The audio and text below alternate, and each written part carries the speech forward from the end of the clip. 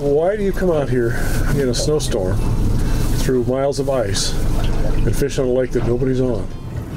Because nobody's on the lake. It's that simple. It's like having an entire city to ourselves, and as we're talking, a fish is coming on. The water is, we want to see when we get them up close to the boat, because we want to see air bubbles coming up.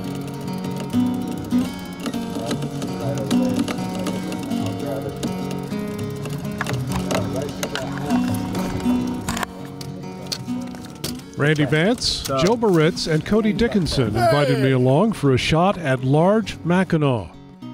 They insist late fall, early winter is the best time for the big ones to bite, and they aren't kidding. Yeah, big old fat belly. We need my friend Daryl to hold a fish like that, because he's about half Cody's size.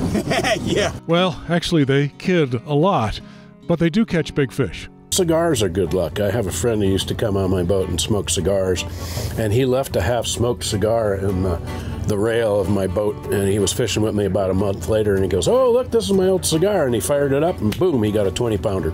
So I have in my boat a little tin with 3 of his half-smoked cigars. They're ready and waiting for him for that next time.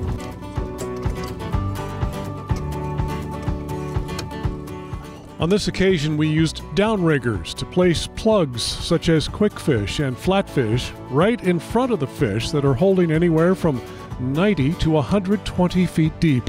It sure beats sitting on the couch.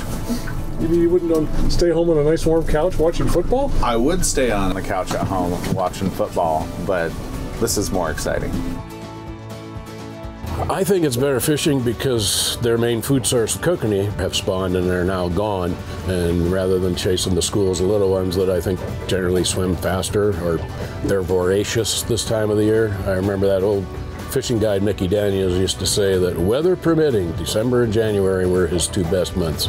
From the cozy confines of the cabin with the heater cranked up, we watch the rods for signs of strikes and talk about the big ones we hope to catch. All these guys have caught Mackinaw over 20 pounds this time of year. I realized immediately that I had a very big fish on and I had to get him off the bottom. So we're playing tug of war with this thing, and I finally get him up off the bottom. The reel sleeve had just enough play in it that eventually the reel just flew off the rod, hit the first eyelet, broke and fell in the water, and of course I fell to my knees and it's like, oh no. If you don't see the fish, you can make it any size you want, right? You know, it's just a fish story. Without a picture, it's just a story. Probably caught my first fish when I was about 2, and I grew up with the love of being out and fishing. And I also like, you know, fishing to me is just, you know, getting out on the water and having the opportunity. You know, if I catch a fish, that's just a bonus. The limit is 1 Mackinaw per angler per day over 24 inches long.